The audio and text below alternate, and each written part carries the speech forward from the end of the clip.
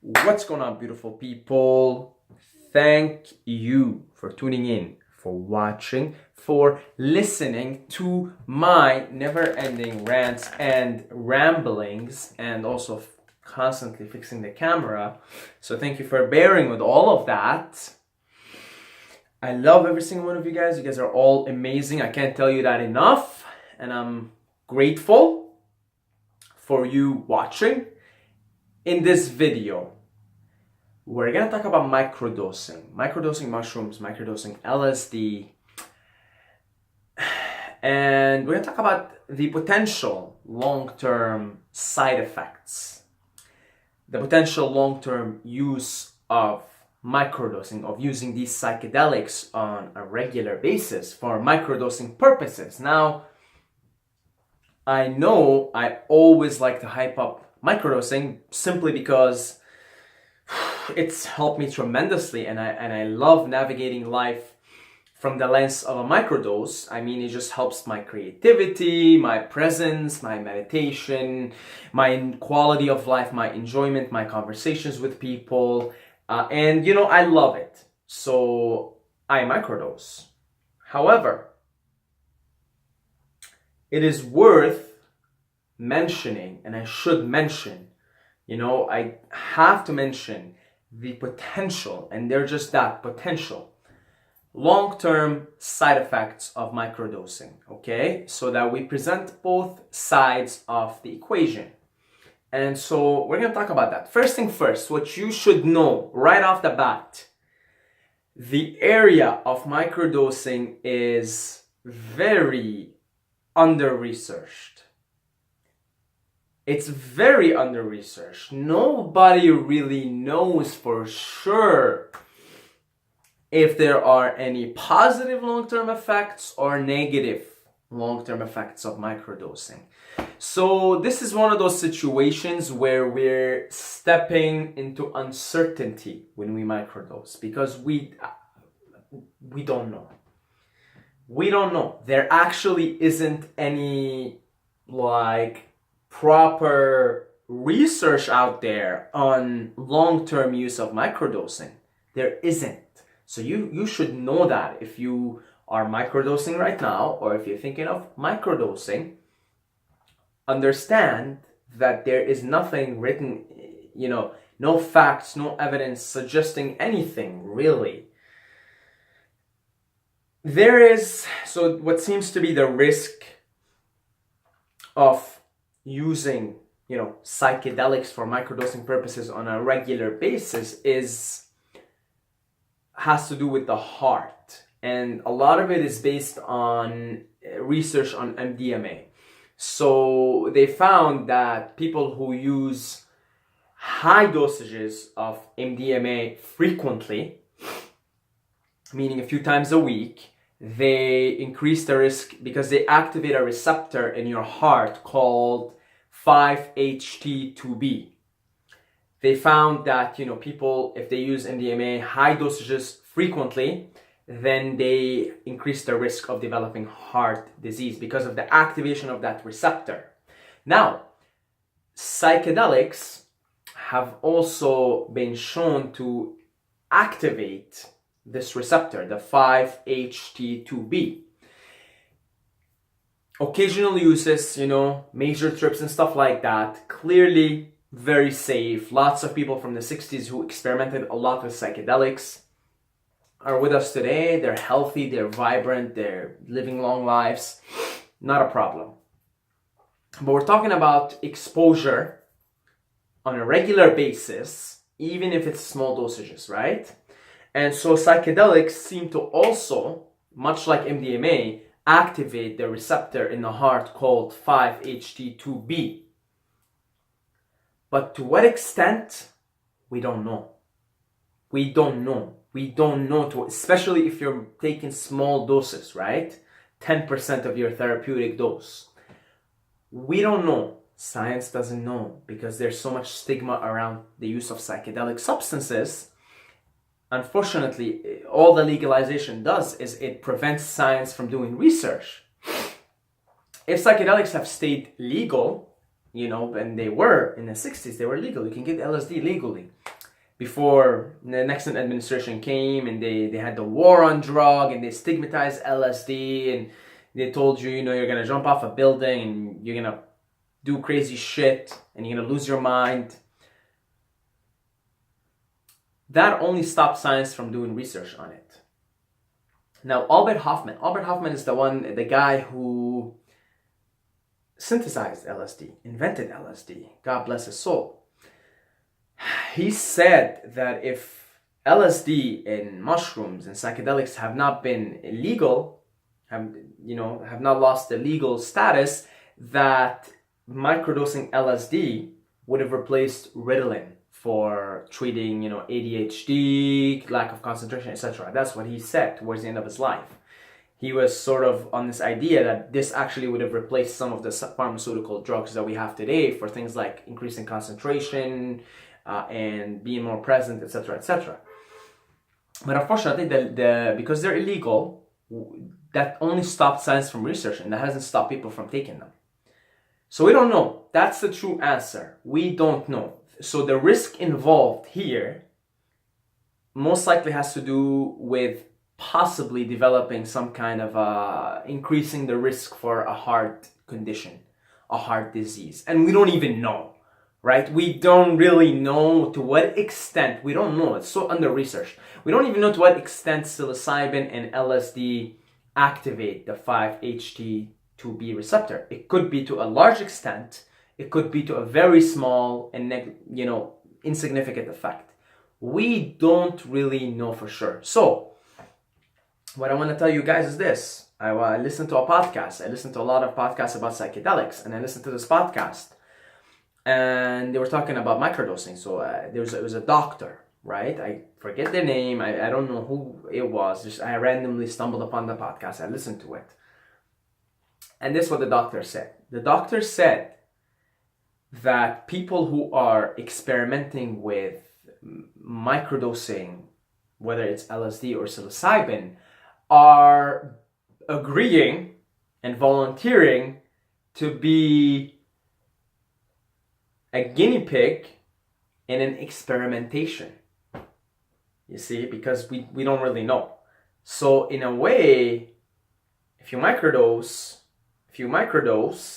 you're participating in some sort of an experimentation here. And this is how he described it, right? He said, they're either heroically or foolishly or both experimenting, agreeing to be guinea pigs in an experiment to see, okay, are there any adverse or negative long-term effects to microdosing? So I'm just putting it out there, guys, okay? We got to present everything here. I'm putting it out there.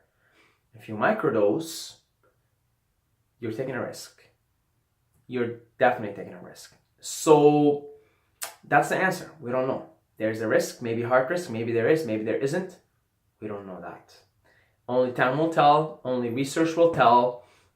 Legalization would be a great step so more and more research can develop in this field, because I'm pretty sure if research was to develop, they would be able to know for sure if there's enough activation of taking small doses, on a regular basis. They'd be able to know how much it activates this receptor in the heart, and they would also be able to know, okay, maybe we can develop another psychedelic that doesn't actually target those specific receptors in the heart and increase a potential for heart risk or heart disease as much as we can. And I'm sure in the future we'll definitely know that. We'll know, okay, is there not? And we'll probably even come up with a better alternative if we needed to come up with a better alternative. So that's right there, the facts. That's the science for you guys. Now, let's talk a little bit about, again, I'm trying to completely be objective here. Now, let's be a little bit subjective, okay? So, please, guys, if you watched the video up until now, listen to everything that I said before this talking, because I think it's pretty logical and pretty reasonable, okay? Anything I'm about to say from here until the end of the video, that's just because I'm an idiot, okay? Always remember that you're listening to an idiot. So everything that I'm saying here, subjective, is only now I'm turning into subjective experience or subjective opinion. Everything I say from here until the end of the video, complete idiot, Okay, so don't really listen, don't follow, don't, it's just, again, I microdose. I still microdose. I've been microdosing now for 5 months. Okay, I've been microdosing for 5 months. And I'm going to keep microdosing. In other words, I agree to foolishly, not heroically. I'm no hero, I'm a fool. I foolishly agree to be a participant in this experiment. Let's see. All right, let's see. Is there gonna be? Am I gonna? Let's find out. I'm a type of guy that likes to experiment in life. I think I'm here. Part of me being here is to experiment. It's just me. Again, idiot. Please, this is subjective. I like to experiment. Okay, so I'm experimenting with it. Let's see how it goes. Let's see if I develop something. I've actually feel my heart is healthier with it. That's what's funny, right? I breathe deeper. I breathe deeper. I'm in more flow. I'm laughing a lot more. And it puts me in such a wonderful mental state. And I feel like the mental is really the most important thing. So it puts me, I'm laughing all the time. Okay, I'm like, it's, feeling good, feeling amazing. I'm laughing. I'm in a really good mood. And my workouts are intense. We're working out on microdosing is intense. So it's kind of helping my heart. That's the way I see it. I'm an idiot, and we'll find out. I volunteer to be part of the experimentation. So we'll find out if something happens down the line. But it just helps because it helps my workouts, and I'm a very active guy. I take cold showers every day. I do deep breathing. I exercise on a regular basis. I do yoga, and I'm very mindful of my breathing. And I feel healthier, actually, since I started microdosing. I feel healthier.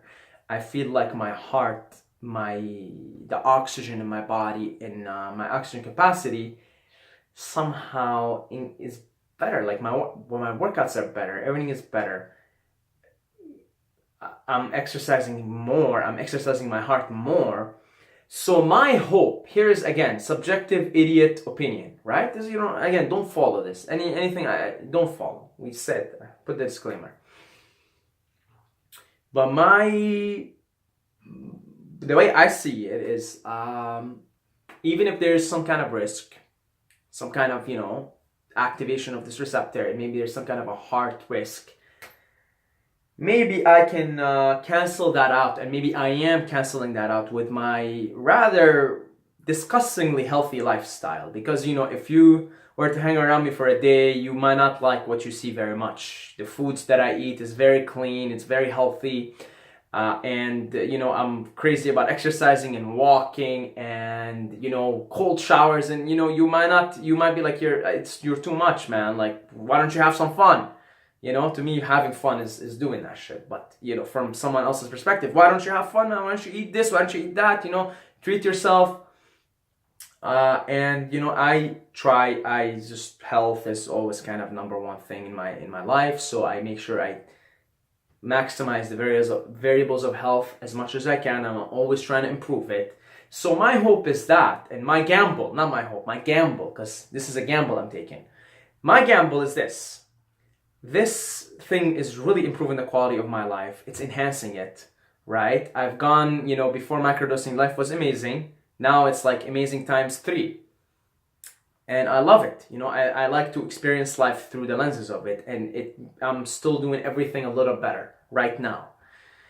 My gamble, because I'm, again, foolishly part of this experimentation, my gamble is that because I'm leading such a healthy life and I'm a vigorous exerciser, that, maybe that's any sort of risk that is maybe small or even in a medium level, having a really healthy life and constantly exercising stuff, maybe cancel that out. And maybe, if there's any sort of potential long-term, it might delay its onset. Let's say there's like maybe 30 years down the line. Maybe because I exercise so much, now instead of it showing up 30 years later, it might show 50 years later. I don't know. It's a gamble, right? That's my gamble for the time being. And we'll see. Life is a big experimentation. I think when you're drinking coffee every day, you're also gambling, because coffee does increase your heart rate even more than a microdose does, and people drink coffee every day, cups of it, right? And maybe drinking coffee is like also a risk for your heart. You know, maybe it is also a risk, and maybe if you're drinking coffee every day, but if you're a vigorous exerciser, you might sort of offset the heart risk involved with constantly consuming caffeine and coffee. You see? So I'm sort of following the same kind of thing. It's like, well, okay, life is a fucking risk. Everything is a risk. Everything we do is a risk. I'm sort of, when it comes to health, I'm a bit of a saint in the sense that I try to eat healthy 98% of the time with occasional treat. I'm always exercising, always healthy. So maybe, that's the one risk I want to take here, is the microdose, because I love it. I love it. I love navigating life through it. It's my body. It's my incarnation. I want to do whatever I want. And my logic is, I'll go ahead and gamble and keep doing everything else healthy. And this, in a way, is helping me stay healthy. Because, again, my workouts are more intense, my deep breathing, my meditation, the laughter, the sense of well-being, so maybe I'll offset it. Just like if I was to drink coffee every day, you would also have probably some kind of a heart risk also. But I feel like if you, maybe offset that with leading a really healthy lifestyle. So there's a lot of variables involved here. You see what I mean? Maybe like there's a lot of variables involved here. It depends on your lifestyle. It depends on if you have in your DNA some kind of a heart risk. So many factors here, which is what makes it a gamble, which is what makes it uncertainty, which is what puts us now in the land of uncharted territory. Microdosing is uncharted territory. We don't know. We don't know how it affects you long term. We don't know if it's going to do something to you. Before I finish off the video, it's worth mentioning. It's worth mentioning. Albert Hoffman, the guy who, Albert Hoffman, the guy who synthesized LSD. God bless his soul. Thank you, Albert Hoffman. You are the best.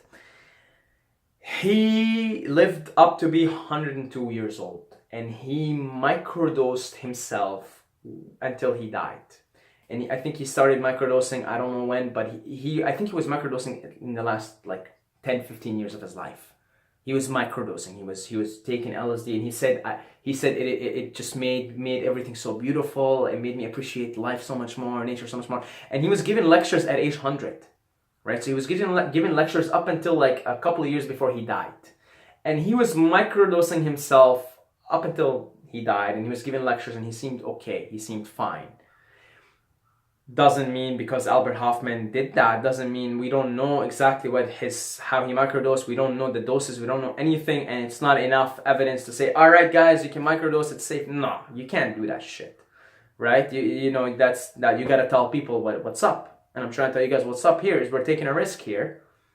But it's a gamble. But as with every gamble, you can decrease the risk. That's how I see it, right? You can decrease the risks of something happening. So if you're a good gambler, you know how to decrease the risk of you losing money and increase the risks of you winning. So I look at pros and cons. I see, well, I love microdosing. It's making me such a win. I feel like I'm winning in everything. I love it so much. I see all these great, amazing benefits, but then there's the risk. So how can I minimize this potential risk that we don't know anything about? How can I minimize it to the best of my ability? Well, I minimize it by leading a really super clean, healthy lifestyle. So there it is, guys. That's my 2 cents on the matter. We gave you guys the objective analysis, then my subjective opinion and how I'm going about it. And that's it. You do your own research, you make your own decisions, you take your own risks. I do not endorse the use of psychoactive substances, legal or illegal. I don't. Do your own research, do your own thing, be responsible, and this is your life, this is your body, this is your mind, this is your incarnation, this is your spawn, this is your show. You decide what gambles you want to do, you decide what you want to do with your existence, what you want to do with your state of consciousness, and nobody's got to tell you shit. You decide. That's it, and it's about you, it's you're experiencing this thing, okay? That's it, guys. God bless you all. Love every single one of you guys, but don't forget to subscribe or you're gonna sleep with the fishes.